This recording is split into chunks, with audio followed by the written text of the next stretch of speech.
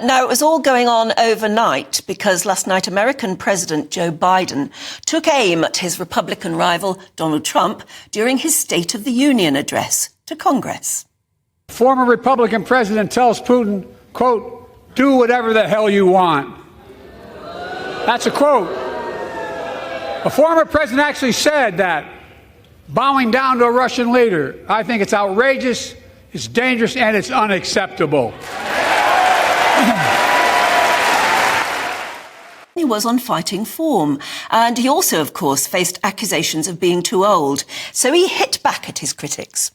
I know it may not look like it, but I've been around a while.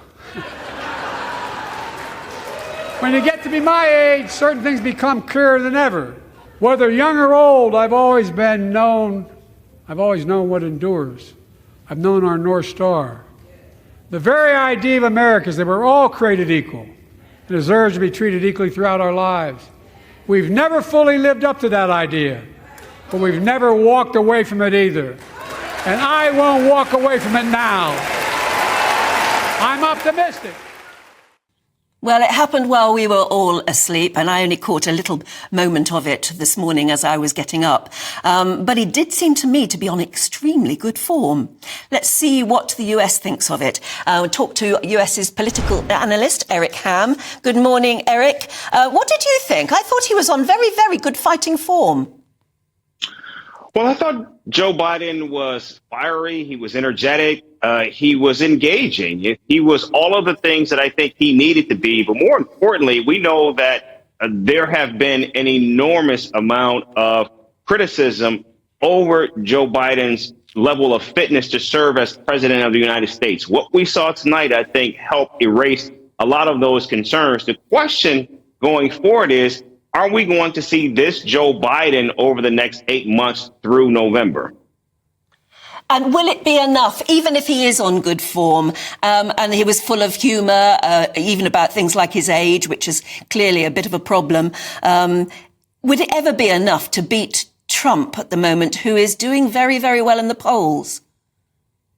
I think if we see that Joe Biden over the next 8 months, I think it'll be a fairly easy contest to defeat Donald Trump. I think what we saw tonight was someone who spoke about America in glowing terms, spoke about America in terms of where America is headed, not where America is coming from.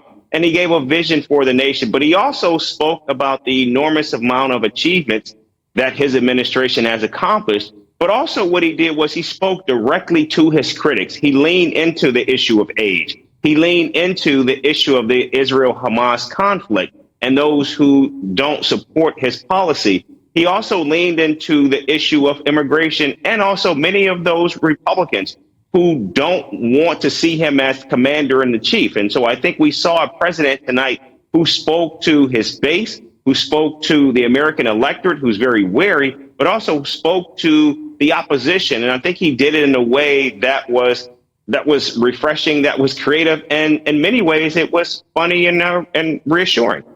Yes, and it ended not so long ago. Has there been very much time yet to sort of gauge what the people think in America at the moment? Were they impressed? Well, many people, particularly if you speak to the base, they were saying this was a good start. The good start to see the president in this type of form. There, of course, are those on the right who believe that he was yelling at Republicans, who felt his speech was too political. In fact, I do believe that this State of the Union was comparable to the State of the Union that we saw from Donald Trump during his last year in office when he delivered his final State of the Union. It was a very political speech, no doubt about it. I mean, he went after his political opponents. He went after Donald Trump, by name. He went after the Supreme Court that was sitting right there. This is something that we had never seen from President Joe Biden. And I think what we saw was a president who was clearly on a political and campaign footing. And what of his stance when it comes to Gaza and the Israeli president? I mean, what do you think he was saying in that he announced, and it's had time to make the front pages of some of the newspapers today, the US is going to build a port on the shore of Gaza to allow aid deliveries. How will that go down in Israel? Well, I think what we're seeing between the United States and Israel, certainly they are not on the same footing. They are at odds. And we know that the United States is Israel's biggest ally in the region. But what we are seeing here is an administration in the United States and in Israel that simply are at loggerheads, particularly over this two-state solution. President Biden actually called for that tonight in his speech. We knew that he would. In fact, we saw that being telegraphed earlier this week from the Vice President Kamala Harris. But also, I think what we're seeing here is what we heard was a president who was also imploring Congress to pass that multi-billion-dollar aid package that includes resources for Israel as well as Ukraine. Very interesting times. Thank you very much indeed for joining us. Thank you.